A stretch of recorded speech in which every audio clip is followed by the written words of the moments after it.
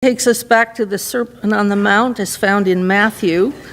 We're about a third of the way through in this bit. So the scene is we are sitting on an arid hillside looking out over the Sea of Galilee, which is about the size of Lake Washington. Oh my.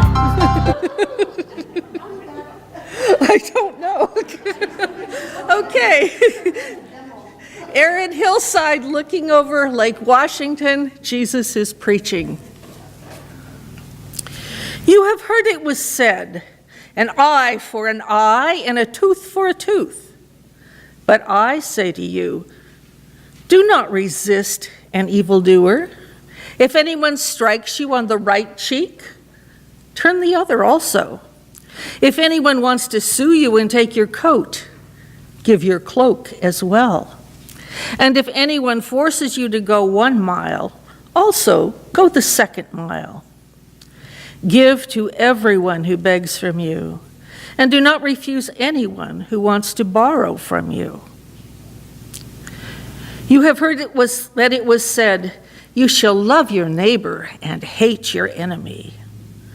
But I say to you, love your enemies and pray for those who persecute you, so that you may be children of your Father in heaven. For God makes his sun to rise on the evil and the good, and sends his rain on the righteous and the unrighteous. For if you love those who love you, what reward do you have? Do not even the tax collectors do the same? And if you greet only your brothers and sisters, what more are you doing than others? Do not even the Gentiles do the same? Be perfect, therefore, as your heavenly Father is perfect. The word of the Lord. Thanks.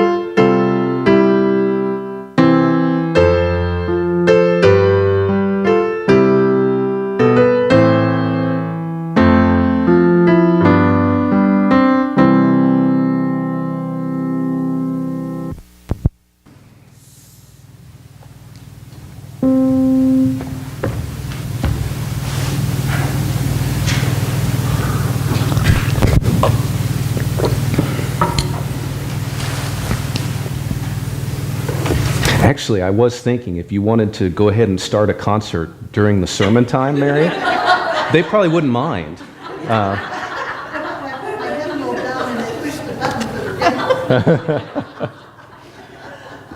See, we all think Sermon on the Mount was just Jesus preaching. The man was actually more fun than we give him credit for. Oh. $1 million in an hour. That was the bold declaration made by Henry Knox Sherrill, who was at the time the newly elected presiding bishop of the Episcopal Church. And he made that in his 1946 radio address, kicking off the annual offering for the Episcopal Presiding Bishops Fund for World Relief. And frankly, his audacity paid off. In the first 3 years they collected this offering alone, Episcopal churches around the United States raised about $3.8 million for overseas relief in response to the global devastation left behind in the wake of the Second World War. Thanks to this bold call to action, the seeds for an ecumenical one great hour of sharing were sown. In 1949, a number of major denominations in the U.S. decided it was time to coordinate their efforts, and they formed an ad hoc committee that would become the foundation for what is today known as the One Great Hour of Sharing Initiative. And like Bishop Sherrill, they too had a bold plan to produce a full 1-hour nationwide Saturday television broadcast encouraging Christians around the country to do their part for war relief and recovery. Written and developed by renowned playwright Robert E. Sherwood, this television program featured a veritable review of musical drama and talent and was headlined by Ida Lupino and Gregory Peck. They even convinced the president to get involved, having Harry Truman open the program with a greeting from the White House. They called their show One Great Hour, and it was broadcast on Saturday, March 26th, 1949. And it concluded then with a call for everyone who was watching to go and worship the next morning and present a sacrificial offering in order to extend the mission of the gospel through war relief and recovery work around the world. And while the exact records have been lost over time, it is estimated that on that next morning, over 75,000 congregations participated in this first ecumenical hour of sharing. This is the beginning of what was known as One Great Hour of Sharing, and it's been supported by as many as 29 denominations at its height and continues today as a partnership between, maybe you might not have believed it, ourselves, the United Church of Christ, the American Baptist Church, the African Methodist Episcopal Zion Church, the Church of the Brethren, the Cumberland Presbyterian Church, the Presbyterian Church USA, and Church World Service. Of course, if you've never heard of One Great Hour of Sharing, that's because those of us in this church and those of us who are disciples, we know it better as Week of Compassion. We actually didn't join One Great Hour of Sharing until the following year in 1950. And when we did, we stressed the importance to our partners of keeping our name, Week of Compassion, because we had already been hard at work raising money for war recovery on our own. Now, anyone who has studied our denomination at all knows that our history is a mess, and that's perhaps something of an understatement. So I'm going to skip some of the drama and give you kind of a highlight reel version of the history of Week of Compassion. But even this 5-minute overview should be enough to allow us to celebrate the legacy of generosity and service that has brought us to our own offering here today. So here goes, the story of Week of Compassion in 5 minutes or less. Some of our earliest efforts, specifically geared toward relief and recovery, were undertaken by our denomination in 1938, when the first Brotherhood Dinner was held and an offering was collected for the advancement of world causes of the Brotherhood. Now, if that sounds kind of nonspecific, well, all I can say is, welcome to Disciples history. But regardless of that, this first Brotherhood Dinner and its offering laid the groundwork for bigger things to come. For in the spring of 1941, in response to a call put out by the United Christian Missionary Society to raise money for relief efforts in war-torn China, the now annual Brotherhood Dinner collected an offering that was ultimately shared with British churches who were already doing missionary work in Africa, India, and Siam. For those of you who are a little more geographically astute, you'll recognize that Africa and India are not China. And while Siam is close, we're still not quite there yet. But this first sharing of funds with other Christian partners, it at least honored the intent of the offering while acknowledging at the time the impossibility of providing aid to a war-torn China due to the ongoing invasion by the Empire of Japan.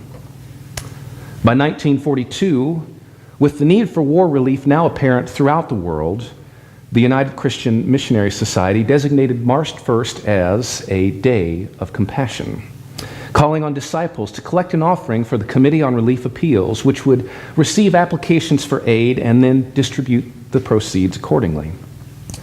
By 1943, the money raised from this offering was being distributed to agencies with the infrastructure on the ground to help make an immediate difference, such as the American Friends Service Committee, the YMCA War Prisoners Aid Program, and the YWCA Emergency Fund, just to name a few.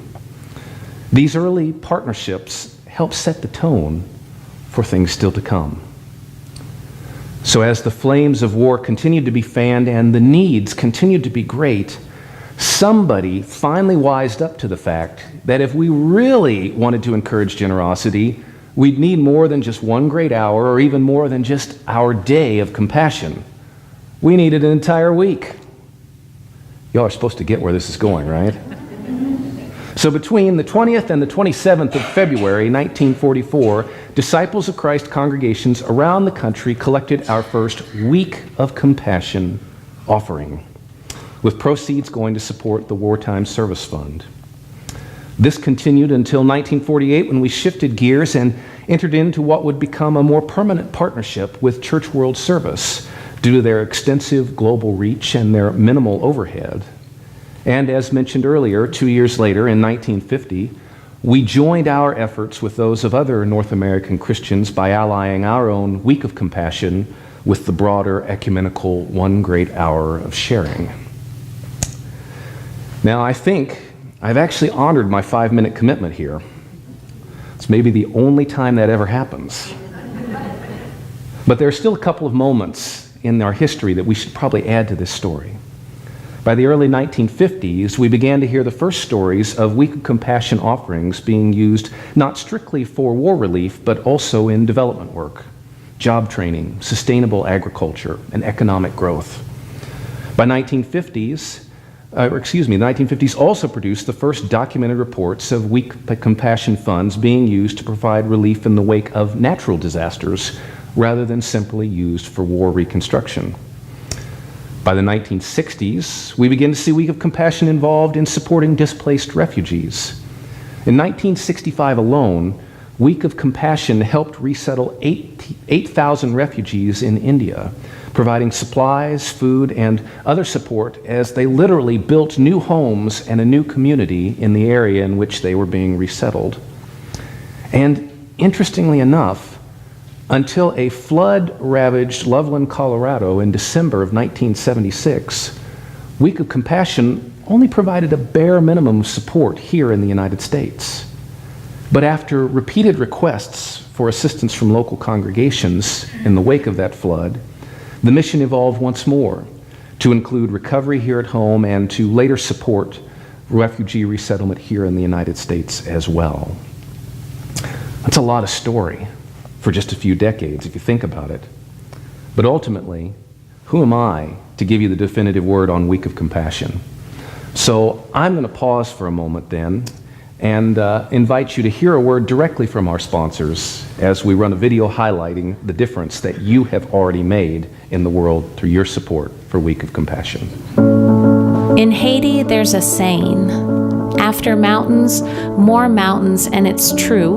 After an earthquake, then a hurricane where crops are destroyed, homes swept away, loved ones lost. After mountains, more mountains, but here, among the people of Haiti, it's also true that there is hope. And after hope, more hope. Hope in a community that pools its resources to build a school and to pay teachers a living wage. Hope in a small business co-op where women build a bakery, making bread for their families and for sale in the market. Hope in an agricultural co-op that gave Fortalouse a low-interest loan so he could reseed his farm. Instead of struggling to pay off high interest rates, Fortalouse is able to focus on planting vegetables for his family and trees that will one day reforest a nation. Your gift to Week of Compassion supports communities across Haiti where people are coming together to be there for one another. So come. Be a part of the movement. Week of Compassion is here, which means you are here. And when you are here, there is hope. And after hope, more hope.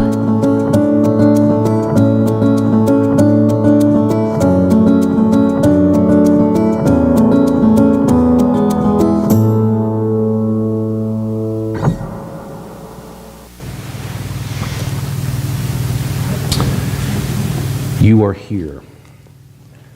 I love that theme for our offering this year because it reminds us that when Week of Compassion says they are around the year, around the world, they really mean that you are here around the year and around the world.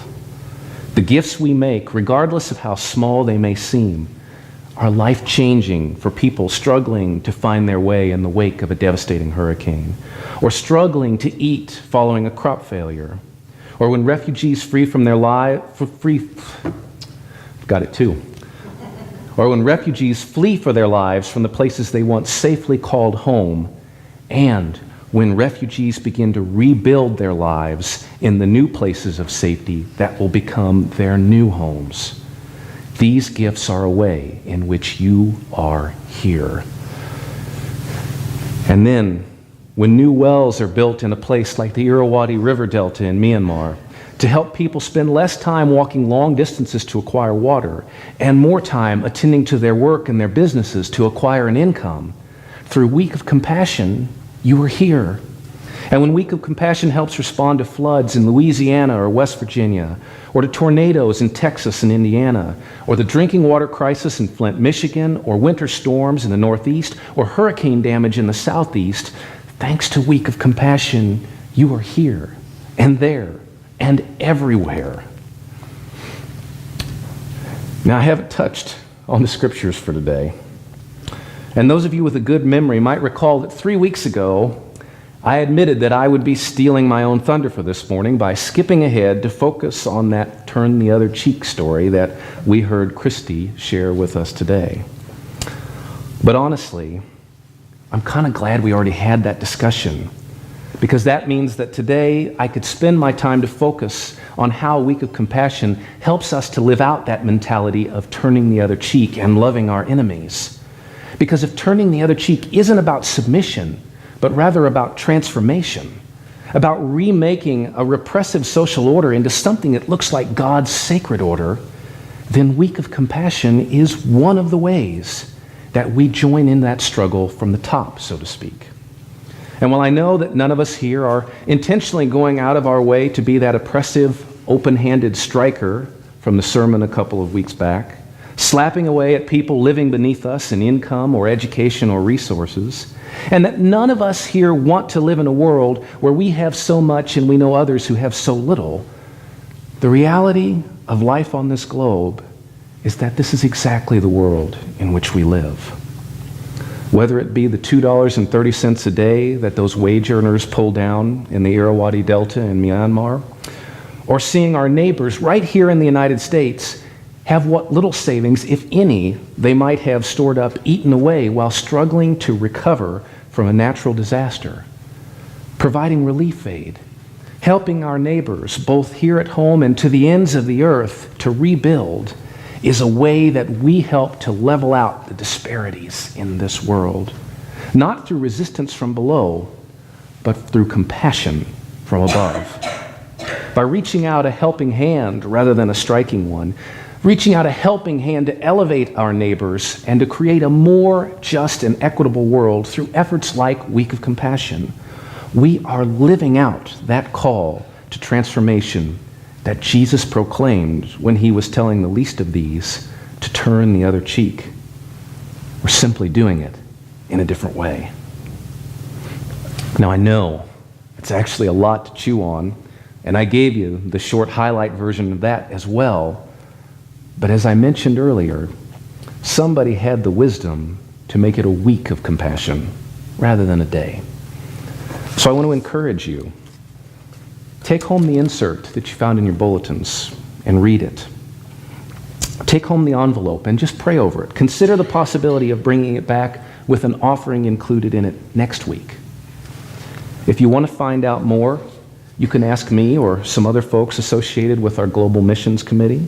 For those of you with internet access, you can visit weekofcompassion, all one word, .org, and read up about their works, or you can visit our own First Christian Facebook page, where we will be posting a video from Week of Compassion every day throughout this coming week. For the gospel calls us not just to change our lives, and not just to change others' lives, but to go forth and change the entire world. Week of Compassion is simply one of those opportunities to discover that you are here in the most unexpected ways around the year and around the world.